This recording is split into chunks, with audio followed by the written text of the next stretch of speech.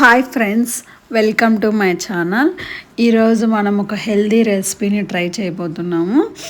ఏంటంటే ఇది beetroot fry కానీ కర్రీస్ కానీ ఇష్టపడని వాళ్ళు ఇట్లా బీట్రూట్తో ఒక మంచి స్వీట్ చేసుకొని జ్యూసీగా తింటే చాలా బాగుంటుంది.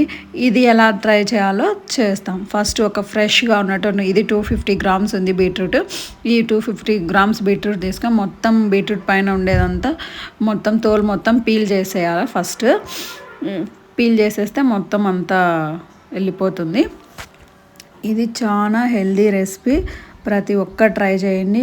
బ్లడ్ అనేది బాగా ఇంక్రీజ్ అవుతుంది, మంచిగా హెల్దీగా ఉంటుందన్నమాట. బీట్రూట్ మొత్తం అంతా ఇట్లా పీల్ తీసేసాను చూడండి నీట్గా. అది కొంచెం గట్టిగా ఉన్నట్టుంటే అక్కడ చాక్తో తీసేసినాను. పీల్ తీసేయడానికి కుదరకోకుంటే చూడండి మొత్తం పీల్ తీసేసినాక బీట్రూట్ చూడండి ఎంత ఫ్రెష్గా ఉందో. ఇప్పుడు బీట్రూట్స్ చాలా కాస్ట్ తక్కువగానే ఉన్నాయి కదా. ఇప్పుడు బీట్రూట్ మొత్తం అలా చోపర్ లాంటిది తీసుకొని మొత్తం అంతా ఇట్లా చిన్నగా ఉంది కదా, అటు సైడ్ మాత్రమే చోప్ చేయాలి. ఇటు సైడ్ చేయడం వల్ల సేమ్ పేస్ట్ లాగా జ్యూసీగా మొత్తం వస్తుంది. చూడండి ఎంత ఫ్రెష్గా జెల్లీ టైప్ లాగా వస్తుంది మెత్తగా బీట్రూట్ మొత్తం. ఇది చేయడానికి ప్రాసెస్ చాలా టైం పడుతుంది, కానీ నిదానంగా మనం చేస్తే తినడానికి చాలా టేస్ట్. చిన్నపిల్లలైనా ఈజీగా తింటారనమాట.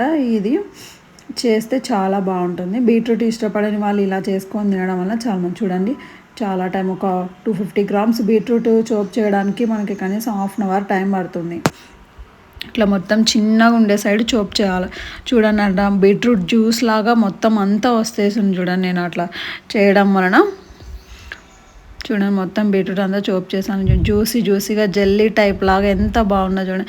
అది పచ్చిగా తినాలనుకునే వాళ్ళు అలానే కొంచెం బెల్లం వేసుకొని తినచ్చు. ఇప్పుడు మనం మళ్ళీ ఒక కడాయి పెట్టేసి 1 స్పూన్ నెయ్యి యాడ్ చేసినాము. మనం కిస్మిస్ డ్రై ఫ్రూట్స్ మన దగ్గర ఏ డ్రై ఫ్రూట్స్ ఉన్నాయో అన్నీ వేసుకోవచ్చు అనమాట.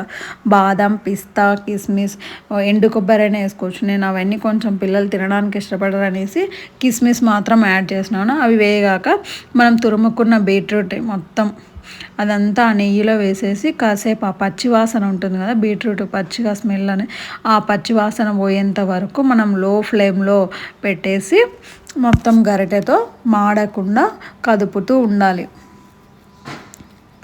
చూడండి నేను అంతా దాంతో వేసేసాను, కదుపుతూ అలానే ఉంచాలి. చూడండి బీట్రూట్ కొంచెం పచ్చివాసన పోయి కొంచెం అడుగంటేలా ఉంది. ఈ టైంలో మనం ఏం చేయాలి, 1 కప్పు పాలు తీసుకోవాలి. చిక్కటి పాలు తీసుకుంటే చాలా బాగుంటుంది.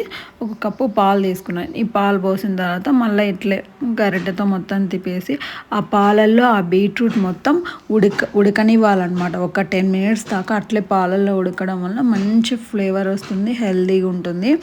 చూడండి ఇట్లానే అది మొత్తం దగ్గర పడి అట్లా కొంచెం నురుగులాగా వస్తుంది చూడండి. పాలల్లో ఆ బీట్రూట్ తరుగు అనేది ఉడుకుతుంది. ఇలా ఉడకడం వలన చాలా టేస్టీగా ఉంటుంది, మనకు తినడానికి కూడా మంచి ఫ్లేవరేషన్తో చాలా బాగుంటుంది. చూడండి బీట్రూట్ మొత్తం మళ్ళీ మనకి ఫ్లేవర్ కోసం కొన్ని యాలకులు తీసుకొని దంచి దాంతో వేస్తున్నాను. మంచి స్మెల్ కూడా వస్తుంది. నేను గ్లాస్లో దంచుతాను అనమాట. గ్లాస్లో వేసి మనం చపాతీ కర్రతో చపాతీ కర్ర ఉంటుంది, దాన్ని దంచితే అట్లా చిన్న ఐటమ్స్ ఏమన్నా ఉంటే అలానే దంచుకుంటారనమాట. ఈ మిరియాలు కానీ యాలకులు కానీ. చూడండి మొత్తం ఇట్లా దగ్గర పడి ఎంత రెడ్డిష్గా ఫ్రెష్గా ఉన్న బీట్రూట్ కాబట్టి రెడ్డిష్గా చాలా బాగుంది. 1 కప్పు పాలు తీసుకుని అదే కప్పుతో బెల్లం తురుముకున్నాను అనమాట. ఇప్పుడు చోప్ చేశాను కదా, దాంతోనే బెల్లం కూడా చోప్ చేశాను. మెత్తగా పడింది. మెత్తగా కావడం వలన చాలా త్వరగా దాంతో మెల్ట్ అయిపోయి బాగా త్వరగా అవుతుంది. అందుకే నేను మెత్తగా పొడిలాగా మొత్తం చేసేసినాను. చూడండి బీట్రూట్ ఈ బెల్లం వేసిన తర్వాత చాలాసేపు మనం అట్లే ఉంచకూడదు. బీట్రూట్ది త్వరగా గంటతో కలిపేసి మొత్తం మనం దించేసుకుంటే సరిపోతుంది. ఎందుకంటే పాలు వేసినాం కదా ముందు, ఆ పాలు ఈ బెల్లంకి విరిగిపోతాయి అన్నమాట. అట్లా ఎందుకంటే వేడి ఎక్కువ చేస్తే విరిగిపోతుంది. అందువలన మనం ఏం చేస్తాం, ఆ బెల్లం కరిగేంత వరకు మొత్తం అట్లా తిప్పేసినాం అనుకో. ఇప్పుడు బెల్లం వేసినాక ఆ బీట్రూట్లో కలర్ ఇంకా చేంజ్ అయింది చూడండి, ఇంకా రెడ్డిష్గా చాలా రెడ్గా వచ్చేసింది. చూస్తున్నారు కదా, ఫ్రెష్ బీట్రూట్ స్వీట్ రెడీ అయిపోయింది. Beetroot halwa is ready. చూడండి ఎంత బాగుందో. ఫ్రెష్గా తింటే వేడి వేడిగా తింటే చాలా బాగుంటుంది. పిల్లలకి ఈవినింగ్ టైంలో స్నాక్స్గా కూడా చేసి పెట్టచ్చు. మా పిల్లలు అయితే ఈవినింగ్ టైంలో స్నాక్స్గా చేస్తే చాలా బాగా తింటారు. చూడండి, మీరు కూడా ఒకసారి ఇది ట్రై చేయండి. నా రెసిపీస్ ఇంకా మీకు నచ్చినట్టయితే లైక్ చేయండి, షేర్ చేయండి, మీ ఫ్రెండ్స్ అండ్ ఫ్యామిలీస్కి షేర్ చేయండి. మీకు అందరికి నచ్చినట్టయితే ప్లీజ్ ఫాలో మై ఛానల్.